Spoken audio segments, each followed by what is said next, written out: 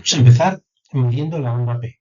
Vamos a ver desde dónde hasta dónde vamos a medir algunas características y algunas formas típicas de onda P y también cómo va a variar en función de los parámetros en los que registro mi electrocardiograma. Y para empezar a medir accidentes electrocardiográficos, empezamos con ondas y empezamos con la onda P, que la onda P es la primera onda del electrocardiograma. Y aquí es donde surge siempre alguna duda. Es anterógrada, está delante del complejo ventricular. Es la onda de actividad auricular. Vamos a ver este matiz. Lo primero, tengan en cuenta em, cómo sale el papel de mi equipo, de mi electrocardiógrafo. El papel va a salir, esto es lo primero que sale del equipo y esto es lo último que sale y donde yo ya voy a cortar el papel. Es decir, la onda P es lo primero que se escribe en el registro electrocardiográfico, en el ciclo cardíaco, de tal manera que la onda P decimos que es anterógrada, está situada antes del complejo ventricular. Entonces, este es el alfa del papel, lo primero, este es el omega del papel, lo último, de manera que la P siempre está delante y la onda T está detrás. Es la última onda del complejo del ciclo ventricular. Es un detalle que puede parecer tonto, pero crea alguna confusión. Entonces tengan en cuenta simplemente esta colocación y la forma en la que vamos a dibujar el electrocardiograma.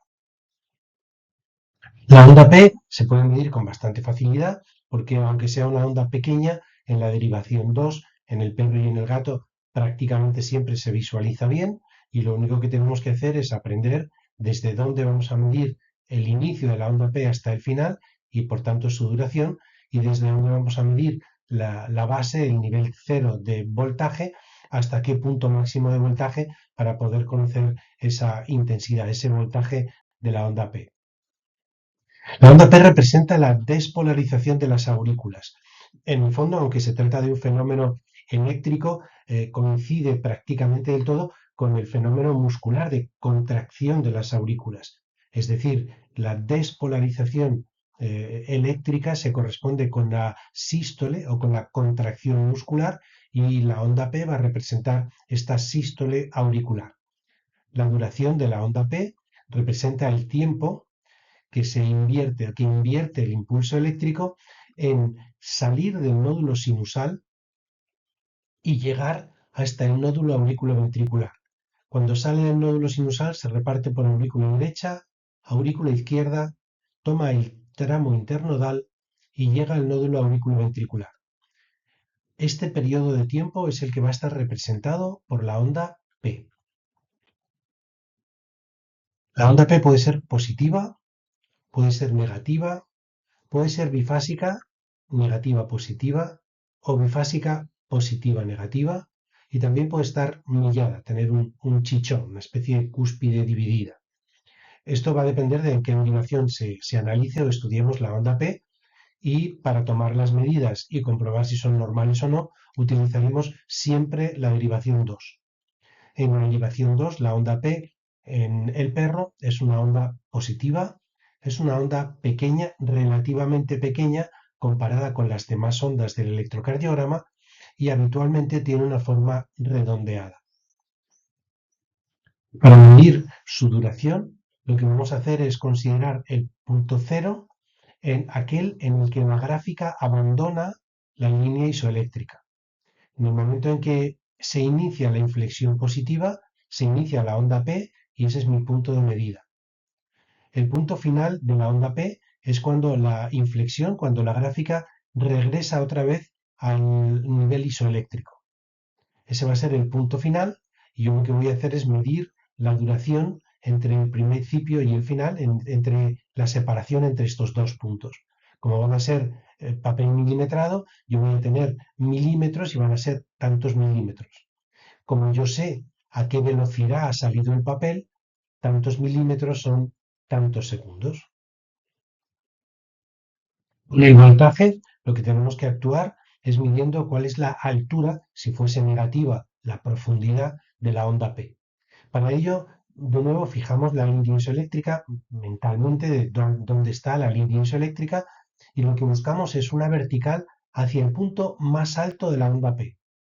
Me da igual si no es exactamente simétrica. Si el punto más alto está un poco desplazado a la derecha o hacia la izquierda, voy a medir siempre el punto más alto.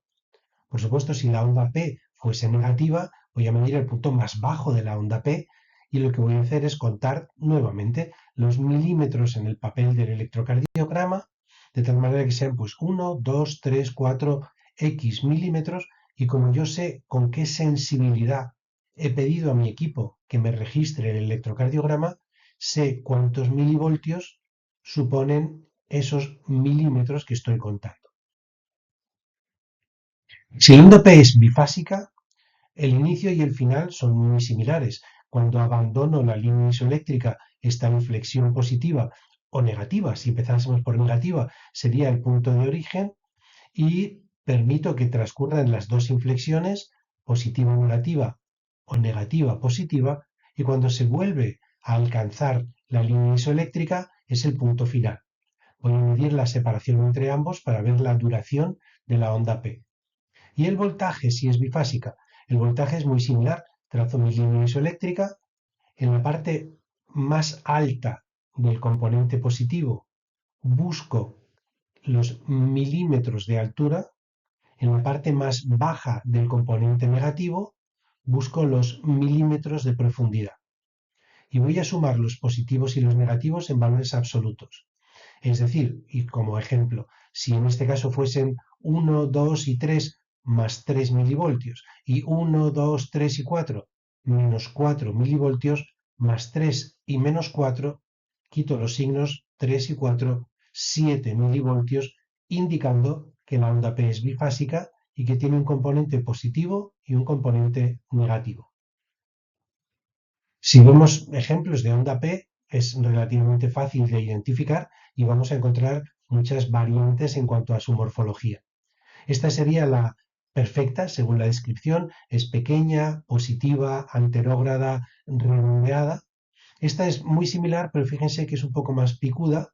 Normalmente este efecto de que sea más picuda no es algo que nos van a dar un criterio diagnóstico, pero lo vamos a encontrar. Si la onda P es un poco más ancha, suele ser un poco más picuda. Si es más alta, es un poco más picuda. Si la frecuencia cardíaca es más rápida, suele ser un poco más picuda, de tal manera que la podemos encontrar como una cúpula redondeada o como una pirámide más o menos picuda.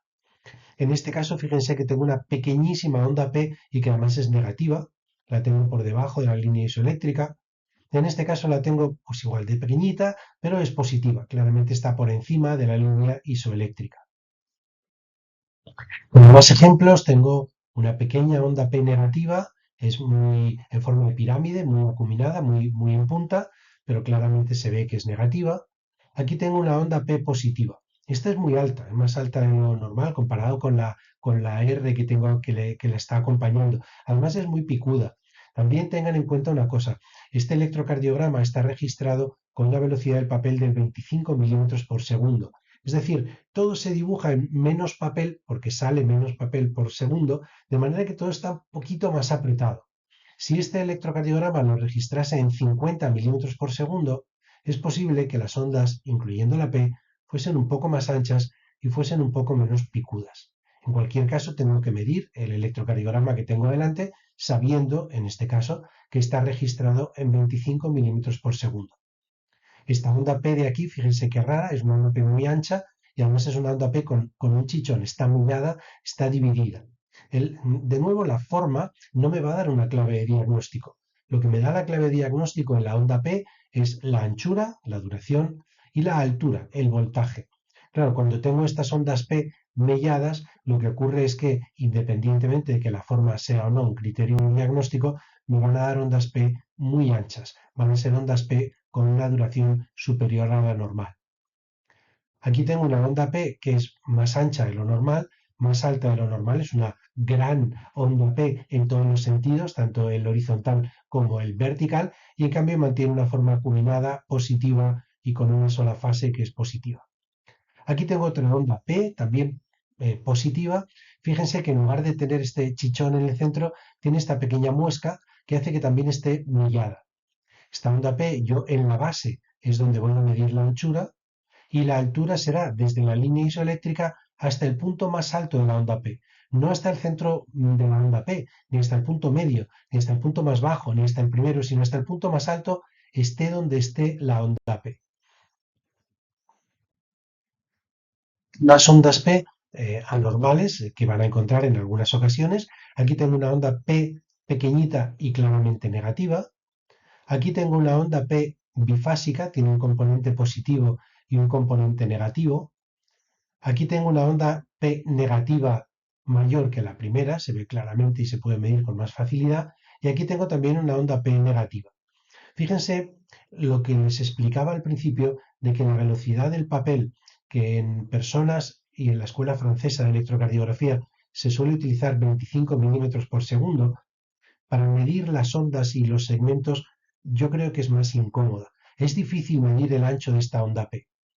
Por el contrario, si ponemos el papel en 50 milímetros por segundo, como hace la Escuela Americana de Electrocardiografía, como todo queda dibujado en un trozo un poco más grande de papel, es más fácil medir las ondas, los intervalos y los segmentos.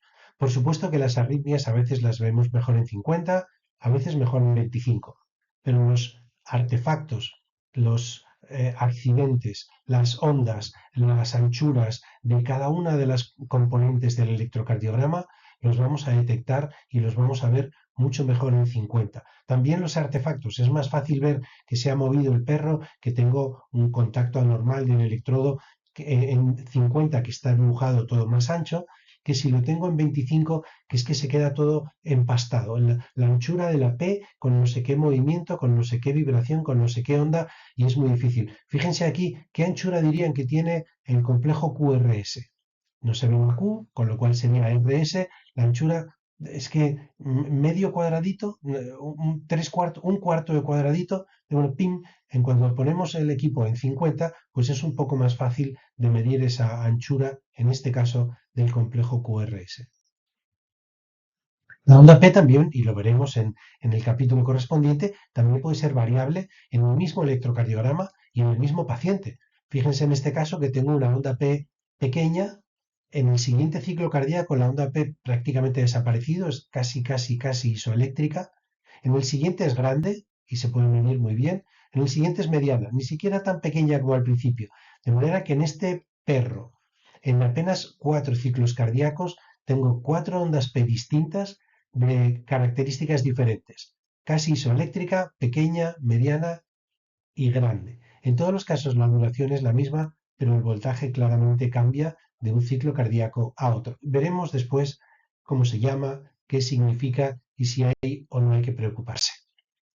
La onda P la vamos a medir siempre en derivación 2. Realmente, como un paréntesis, la anchura de la onda P es la misma en todas las derivaciones, de tal manera que yo puedo medir la anchura en derivaciones 1, 2, 3, AVR, AVL y AVF, o AVR, AVL y AVF, y la anchura es siempre la misma y no tengo inconveniente. Pero el voltaje lo tengo que medir siempre en derivación 2. También es muy importante, los valores normales para la onda P son valores que están calculados en pacientes sanos, por eso son normales, en decúbito lateral derecho. Es decir, si yo hago un electrocardiograma y lo hago muchísimas veces, igual que ustedes, y lo vamos a tener que seguir haciendo por necesidad, porque tenemos que adaptarnos a nuestros pacientes, y registramos un electrocardiograma en decúbito external, con el paciente sentado, con el paciente parado, con el paciente de pie en la estación, los valores de la onda P van a ser un poco más inciertos. ¿Esto qué quiere decir? ¿Que no la puedo medir? Sí, sí la puedo medir. ¿Que no la debo calcular? Sí, debe calcularla. Pero siempre que haga un diagnóstico basándose en el voltaje o la duración de las ondas del electrocardiograma, tenga en cuenta que si el paciente no estaba en decúbito lateral derecho, esos indicios diagnósticos son un poco menos confiables. Entonces, podemos decirlo o debemos decirlo con la voz un poquito más baja. Como la onda P es demasiado alta, este perro, pues a lo mejor lo que tiene es este o aquel problema. Este perro es probable que tenga este o aquel problema, pero siempre que lo hagamos en una posición que no sea de cúbito lateral derecho, tenemos que añadirnos un pequeño factor de duda porque no tendremos los mismos valores de las ondas, segmentos e intervalos en cualquier posición del paciente. Cambian de una forma significativa, aunque no dramática. La onda P tiene que ser positiva en la derivación 2, tanto en el perro como en el gato. En el perro, la anchura no debe exceder los 0,04 segundos. En el gato, la anchura lo mismo, no debe exceder 0,04 segundos. Y en cambio, el voltaje, la altura, en el perro no debe exceder los 0,4 milivoltios y en el gato no debe exceder los 0,2 milivoltios. De tal manera que la onda P en el perro y en el gato es igual en todos los aspectos, salvo el voltaje, que en el gato tiene que ser como voltaje normal máximo la mitad que en el perro. ¿Cómo medirlo? Es muy sencillo. Desde el inicio hasta el final, desde que se abandona la línea isoeléctrica hasta que se recupera, esta es la anchura. En este caso, la anchura de esta onda P es de 1 de 2 milímetros. Si este registro electrocardiográfico está hecho a 25 milímetros por segundo, cada uno de estos cuadraditos tiene un valor de 0,04 segundos, con lo cual esta onda P serían 0,04 más 0,04. En total, 0,08 segundos y es una onda P demasiado ancha. Si este registro electrocardiográfico está hecho con una velocidad de papel de 50 milímetros por segundo, cada uno de los milímetros vale 0,02 segundos. De tal manera que esta onda P serían 0,02 segundos más 0,02 segundos, es decir, 0,04 segundos, que es un valor normal para un perro. Es importantísimo saber si este registro se ha hecho con 25 o con 50 milímetros por segundo de velocidad del papel. La altura, lo mismo, desde la línea isoeléctrica en vertical hasta la parte más alta de la onda P. En este caso, 1, 2, apenas 2 milímetros y medio, 2 milímetros y 3 cuartos. Ni siquiera podemos decir que llegue a los 3 milímetros. Si esto se ha hecho con una sensibilidad de 10 milímetros por milivoltio, estos serían 0,01, 0,02, 0,1, 0,2, 0,25. No llegaríamos al 0,3. De tal manera que tendríamos una onda P normal con 0,25 milivoltios de altura. Fíjense en este ejemplo cómo cambia la morfología del electrocardiograma cambiando la velocidad del papel. Yo aquí tengo un electrocardiograma que lo he registrado en 50 milímetros por segundo, sale todo ancho, de tal manera que yo puedo medir muy bien las ondas en intervalos. Aquí tengo el mismo paciente apenas medio segundo después, registrando el electrocardiograma en 25 milímetros por segundo de la velocidad del papel. Fíjense que justo aquí es donde yo le he dado al botón para que cambie la velocidad. Clic. Muy importante, como estoy en mitad de un ciclo, el primer ciclo, incluso los dos primeros ciclos, no se empeñen en interpretarlos. Olvídenlos, simplemente están alterados por este cambio sin detener el papel, sin detener el electrocardiógrafo. He cambiado la velocidad y simplemente hay una fracción del papel que no puedo confiar en cómo se ha dibujado exactamente. Entonces no voy a medir nada en este complejo, probablemente en el siguiente tampoco. A partir de ahí, 25 y antes de esto en 50. Fíjense que cuánto mide el ancho de la onda P en 25. Aquí pues un cuadradito, bueno, uno y un poquito.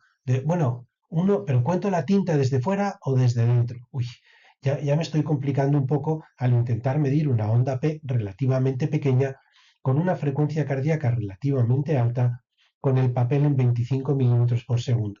Fíjense que en 50 ya no surge ese problema.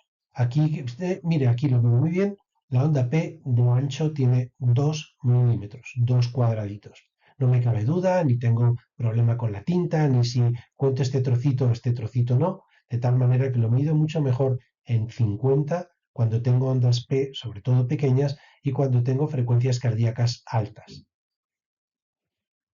Ocurre lo mismo con la sensibilidad del papel. Aquí, pues porque otra derivación era muy pequeñita y le he dado la sensibilidad de 20 o de 2 para verla mejor, o simplemente porque el equipo estaba en esta posición de un paciente anterior. Aquí lo que tengo es una sensibilidad de 20 milímetros por milivoltio.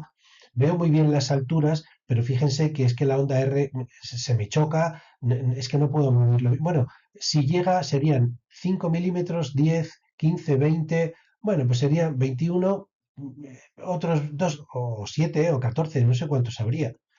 Simplemente le doy al botón, cambio la sensibilidad y ahora tengo sensibilidad de 10 milímetros por milivoltio.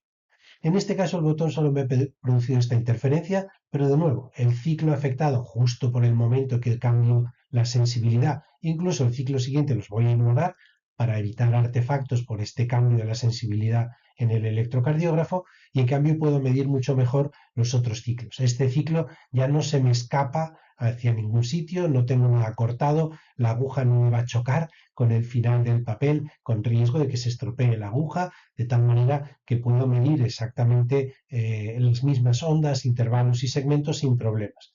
Aquí me surgiría las alturas, está bien, no tengo ningún inconveniente especial en medir las alturas, pero me volvería a surgir el problema de la anchura. Está hecho en 25, los dos, 25 milímetros por segundo, y la onda P, que es un cuadradito, uno y cuarto, 1 y 3 cuartos, 3 cuartos de cuadradito, sería un poco más difícil. Simplemente, después de pasar a 10 milímetros por milivoltio, plink, volvería a cambiar a 50 milímetros por segundo. Todo esto se me haría mucho más ancho y para medir ondas e intervalos lo tengo mucho más fácil. Como ven, medir la onda P es muy sencillo, y del mismo modo que es muy sencillo medir la onda P, es muy sencillo medir todos los demás accidentes electrocardiográficos. Simplemente hay que ir haciendo un análisis cuidadoso y pormenorizado de cada una de ondas, segmentos e intervalos del electrocardiograma, y siempre es muy fácil. Sé cuál es la velocidad del papel, lo que vale cada milímetro en horizontal, sé cuál es la sensibilidad de mi electrocardiograma, lo que vale cada milímetro en vertical, y empiezo a medir la onda P desde que abandona la isoeléctrica hasta que la consigue, desde la isoeléctrica hasta el punto más alto o el más bajo si es negativa, y ahora iremos viendo cada uno de los accidentes electrocardiográficos siguientes. Nos vemos en el siguiente vídeo.